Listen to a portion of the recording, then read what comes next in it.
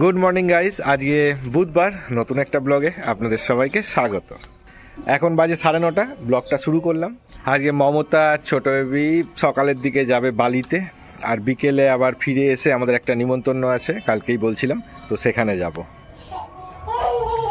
আমাকে নাকি এখানে শুতে হবে, আমাকে ডেকে বলছে বাবা শো শো শো। আমি শোয়ার পরে আমার কোলেতে এইটাকে দিয়ে দিয়েছে, এ নাকি আমার কোলে শোবে। এরমভাবে আমি ওকে নিয়ে ডেলি সকালে শুয়ে থাকি, আজকে ওর বাঁদরকে নিয়ে শুয়ে থাকতে হবে। কোথায় গেলি তুই? ওখানে কি করছিস রে? জল দিয়ে দিয়েছি আমি গাছে, তোমায় দিতে হবে না। কই সবাইকে হাই টাই বলছো না তো? এটা কি? এটাও গাড়ি? এটা টায়ার হতে পারে, কিন্তু এটা গাড়ি কি করে হবে? না, ওটা রেখে দাও ছোট বেবি, এটাকে তুলে ওই তোমার খেলনার ঝুড়িতে রেখে দাও। না, খেলনার ঝুড়িতে রেখে দাও। Good boy, good boy. চলো নিচে যাই, চলো। হ্যাঁ, ওটাও ঢুকিয়ে দাও। গুড বয়, চলো নিচে যাই। এটা কি আছে? আমার গিফট। হঠাৎ গিফট কেন? ও বাবা, ইন্টারন্যাশনাল সব ডে ফে চলছে। ও আচ্ছা, ভ্যালেন্টাইন গিফট। তুমি কি বুড়ো হয়ে গেছো নাকি?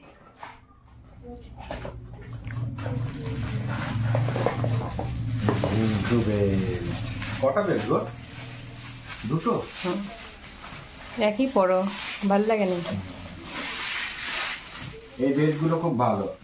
একটা কিনেছিলাম সেই বোধহয় 2010 সালে, আর 2025 সালেও চলছে। আবার এইটা কিনে দিয়েছো, এই বোধহয় বুড়ো বয়সে ঘাটে চলে যাবো, সেদিনকে এটা পরেই যাবো। হ্যাঁ সিরিয়াসলি, এগুলো খুব ভালো হয়। জানি না এখনকার কোয়ালিটি কিরকম, 2010 সালের কোয়ালিটিটা তো এখনো বেটার, ভালো হয়েছে। কোমরে হবে তো, দেখে নাও। হ্যাঁ, এগুলো তো টানলে বড় হয়, ইলাস্টিকটা বাড়বে, কোমরে ঠিক হবে। কত আর কোমর? 34 হ্যাঁ হবে না? মমতা রেডি, এবার যে কোনো সময় বেরাদলেই হয় ওর। তুমি খেয়ে নিলে বেরোবে। আমি খেতে যাচ্ছি, ব্রেকফাস্টে দেখি আজকে কি রয়েছে। 10টা বাজতে 10, ব্রেকফাস্ট টেবিলে এসছি, দেখি কি আছে আজকে। সারপ্রাইজ, লুচি আর তরকারি। কিরে তুই বাঁদর নিয়ে ছুটোছুটি করছিস কেন? হ্যাঁ গো, ওটা রেখে যাও। ওকে নিয়ে, ওই বাঁদর নিয়ে তুমি কি করে যাবে? এই সাইকেল কোন দিকে যেতে হয়? বাবা না, আমি যাব না, আমাকে বসতে দেখাচ্ছে। আমি যাব না, তুমি যাও, তুমি ঘুরে আসো। হ্যাঁ টাটা টাটা। ওখানে গিয়ে ফোন করে দেবে। আমি বাড়ি গিয়ে হুম। 10:30 বেজে গেছে, আমি ওদেরকে গাড়িতে তুলে দিয়ে চলে এসেছি। ওরা বাস পেয়ে গেছে, আমাকে ফোন করে জানিয়ে দিল। এবার অফিসে বসে যাব একটু বাদেই, আর তারপরে সন্ধ্যেবেলা একটা নিমন্ত্রণ আছে, ওখানে যাব। ভাবছি এই যে দোলনাটা এখানে রয়েছে, এটা বড়ই ছোট জায়গায় রয়েছে বলে এদিক ওদিক ঘষা খায়। তো আমার ইচ্ছা আছে এই দোলনাটাকে এখান থেকে খুলে নিয়ে গিয়ে ওপরের ছাদে লাগিয়ে দেবো, যাতে ওখানে এটাতে আরাম করে লোকে চড়তে পারে।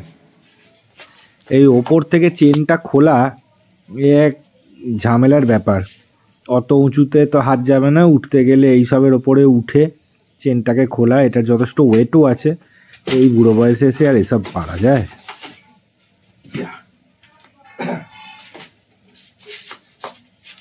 বড্ড ধুলো। দোলনাটা বেতের তৈরি হলে হবে কি, বেশ ভালোই ভারী আছে, এটাকে নিয়ে তাড়াতাড়ি ওপরে যাই।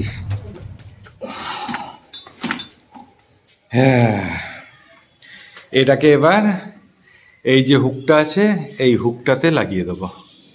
মমতাকে বলবো না যে আমি এই দোলনাটাকে এখানে শিফট করছি, ও যখন বাড়িতে এসে দেখবে তখন চমকে যাবে। তার জন্য আমি একটা ঘরাঞ্চি আছে, এই ঘরাঞ্চিটার মধ্যে উঠে এটাকে ওপরে লাগিয়ে দিই। ডান। এবার আমি এটার মধ্যে বসে একটু দুলে দেখে নেবো। অনেক সময় কি হয়, হুকের সঙ্গে এগুলো ঠিকমতো বাঁধে না, কটকট করে আওয়াজ হতে থাকে। তো দেখি, না এটা ঠিকঠাকই দুলছে, একদম পারফেক্ট আছে। মাঝে মাঝে একটু কটকট করে আওয়াজ হচ্ছে, তো এটা যেহেতু নতুন সেহেতু একটু আওয়াজ হচ্ছে, কারণ যতদিন এটা ঘষে না সেট হয়ে যায় ততদিন আওয়াজ হবে। 7:45 বাজে, মমতা ফিরে আসছে, আমাকে ফোন করেছিল, তো আমি যাই একটু আগিয়ে ওদেরকে নিয়ে আসি।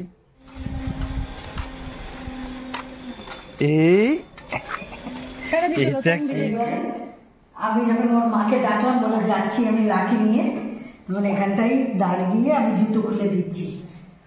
ও এত চালু, আমার গালে হামু দিল, দিয়ে আবার জিভ দিয়ে দিয়ে চেটে দিচ্ছে, যাতে ওর দোষগুলো আমি না বলি।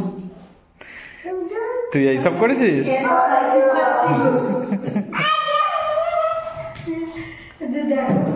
যা করেছে বলবো না। আর ঘোড়ায় চড়ে 9টা বাজে, আজকে আমাদের একটা ইনভিটেশন আছে, সেখানে যাব। ছোট বেবি রেডি হচ্ছে। কিরে তুই শুয়ে পড়ছিস কেন? ড্রেস পরবি না? হ্যাঁ তো আয়, পরবো ড্রেস। আয়, এই প্যান্টটা পরবি, এই সোয়েটারটা পরবি, তবে তো যেতে পারবি। আয় আয়, ঘুরতে যাব। আয় আয় আয়। ওর মনে হয় খুব ঘুম পেয়েছে আজকে, অ্যাকচুয়ালি দিদুন বাড়ির থেকে ঘুরে এসছে তো, ক্লান্তি আছে শরীরে, উঠছে না, নাহলে ঘোড়ার নামেতে আগেই ছুটে চলে আসে।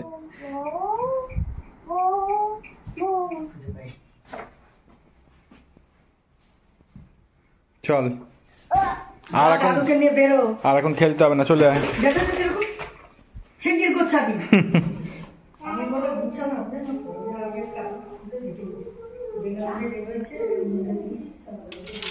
আমরা বেরিয়ে পড়লাম ছোটকার বাড়ির উদ্দেশ্যে। ছোটকাদের বাড়িতে আজকে একটা পুজো আছে, তো সেই পুজো উপলক্ষে আজকে ওদের বাড়িতে খাওয়া দাওয়া। তো এখানে এসে যা আয়োজন দেখছি, মনে হচ্ছে যেন ছোটকার ছেলের বিয়ে হচ্ছে। প্রচুর লোক, গেট ফেট সাজিয়েছে, বাড়ি সাজিয়েছে, বসিয়ে ক্যাটারিং দিয়ে খাওয়াচ্ছে। এতটা আমি এক্সপেক্ট করিনি পুজোতে। সারা পাড়ার লোককে বলেছে, তো আমার বোনেরও এই পাড়াতেই বিয়ে হয়েছে। বোনের সঙ্গে দেখা হলো, বৌদিদের সঙ্গে দেখা হলো, ভাইজিদের সঙ্গে দেখা হলো। ওই যে ছোটকা 1000 গেস্টের মধ্যে ঘিরে রয়েছে। স্বাভাবিক ব্যাপার, এত বড় একটা অনুষ্ঠান করলে পরে গেস্টদের সঙ্গে কথা বলতে বলতেই আর নিঃশ্বাস নেওয়ার সময় থাকে না। আমরা সুযোগ দেখে খেতে বসে গেলাম, কারণ প্রচুর গেস্ট এসে স্টোর হয়ে গেছে। এরপরে আরও 2-3টে ব্যাচ হবে, ফাঁক ফোকর দেখে না বসে গেলে পরে এরপরে অনেক দেরি হয়ে যাবে। কি দেবে তোকে? কি দেখাচ্ছিস? কি দিতে হবে? প্রথম পাতে কচুরি আর চানা মশলা দিয়ে শুরু করলাম খাওয়া দাওয়া। এটা একটা ঠাকুর বাড়ি, তো সমস্ত কিছুই ভেজ হবে। ছোট বেবি এদিকে আমাদের দেখা দেখি ও কচুরি চানা মশলা দিয়ে খাচ্ছে। এরপরে চলে এসছে বেগুনি আর ফ্রাইড রাইস, আর তারপরে আসছে আলুর দম, কাশ্মীরি আলুর দম।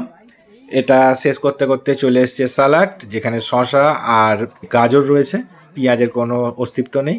আর চলে এসছে পনিরের তরকারি, আর তারপরে চাটনি। তুই হ্যাঁ করে হাসছিস, ওইরকম করে হাসছিস, নতুন হাসি শিখেছি। চাটনির পরে আসলো পাঁপড়, তারপরে আইসক্রিম আর মিষ্টি, তারপরে আমাদের খাওয়া শেষ। এখন আমরা যাচ্ছি বাড়ির দিকে, আমি, মা আর মমতা। বাবা আগেই খেয়ে বাড়ি চলে এসছে। আমরা বাড়ি পৌঁছেছি তখন 11:15।